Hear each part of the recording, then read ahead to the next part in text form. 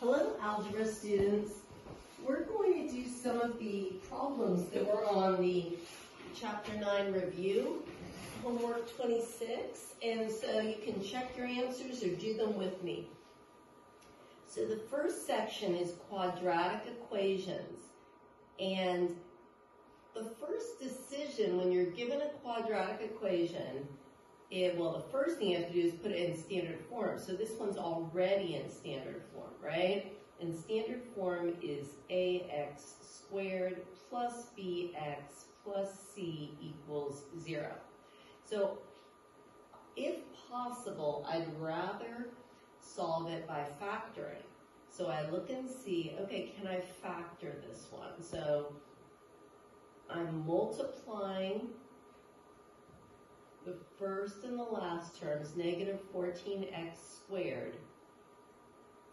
Then I'm putting the middle term, the bx, down below. And in this case, there are two values that could multiply to give me negative 14x squared and add up to 7x. So that's a 7x and a negative 2x. So then the whole reason you do this diamond is to be able to split your middle term.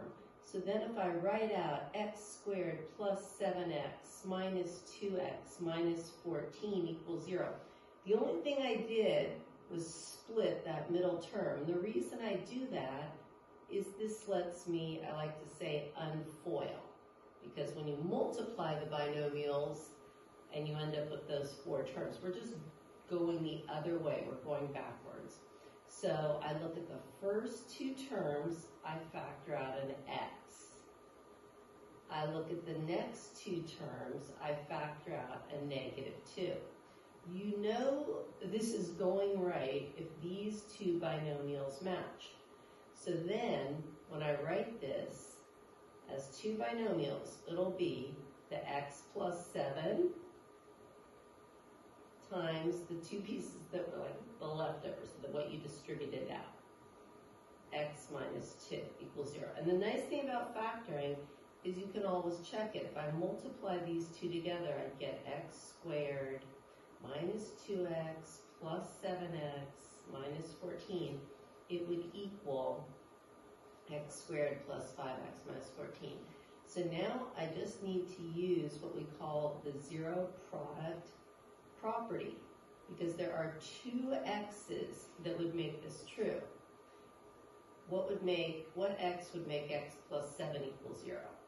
If x equaled negative 7. What x would make x minus 2 equal 0? And that would be if x was 2. So the two answers are negative 7 and 2. So when I look at number 2, I have to do a little bit more work because it's not already in standard form. So I'm going to subtract the x squared from both sides. I'm going to subtract the 3x from both sides. So now I've got 2x squared plus 9x plus 9 equals 0. So hopefully I can factor it. If I can't factor it, I'm going to be able to use quadratic formula. And some people love that so much they use it for everything. Personally, if I can factor it, I'd rather do that. So in this case, and sometimes I write out if I'm thinking, oh, isn't 18 2 times 9? I just write out all the factors. It's just a good way to remember, oh, 3 times 6 is the one I'm looking for in this case. So if I write 3x and 6x, they add up to 9x. They multiply to give me the 18x squared. So now I write out the four terms, okay? And the only thing different from the original is I've split the middle term, okay?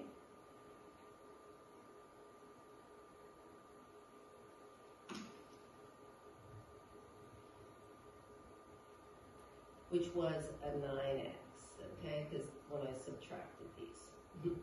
The 2x squared plus 9x plus 9, so these add up. So I look at these two, I factor out just an x. I look at these two and I factor out a 3. So luckily these match, so 2x plus 3 times x plus 3 equals 0. So it's a little bit harder, but not too bad. When I have 2x plus 3, some people are just able to look at that and say, oh, it's going to be negative 3 halves. But you can also write it out. What x would make this equal 0? And then subtract the 3, and then divide both sides by 2. So 1x is negative 3 halves. And then this one, most people will just be able to look at that one and say, oh, if x equals negative 3. But if you don't see it that way, you can go ahead and just say, what x would make this x plus 3 equal 0? So, now the next one we're going to do is number 3. And so for this one, I see, okay, if I multiply, I have negative 8x squared. Okay, I can see pretty quickly this is not going to factor, because an 8 is either 1 times 8 or 2 times 4, and there is no combination that's going to give me that negative 1 I need. So I'm going to have to use quadratic formula. So my a is 2, my x is negative 1, my a is 2, my b is negative 1, and my c is negative 4.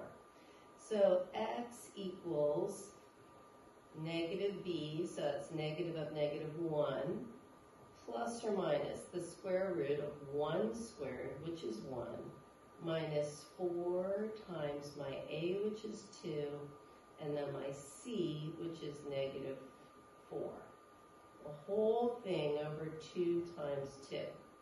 So x equals 1 plus or minus the square root of 1 minus a negative 32, right? 4 times 2 is 8, times a negative 4 is negative 32.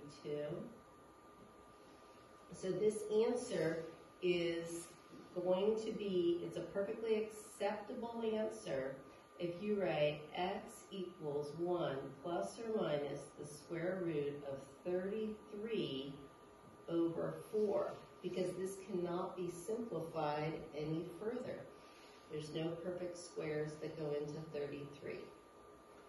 So then the next one, I might recognize that I could just use square root property here. When does x squared equal 16? If I add 16 to both sides, and then I take the square root, and x equals plus or minus 4. We did a whole sheet where we just practiced that square root property. If you did not remember that, it's okay. You could set it up with the b value of 0 and do it like this and say, when you factor it, the two values that would add up to 0, negative 4x and plus 4x. You could do it that way, but either way, you're going to end up with x equals 4 and negative 4. So next video will be problems 5 through 9.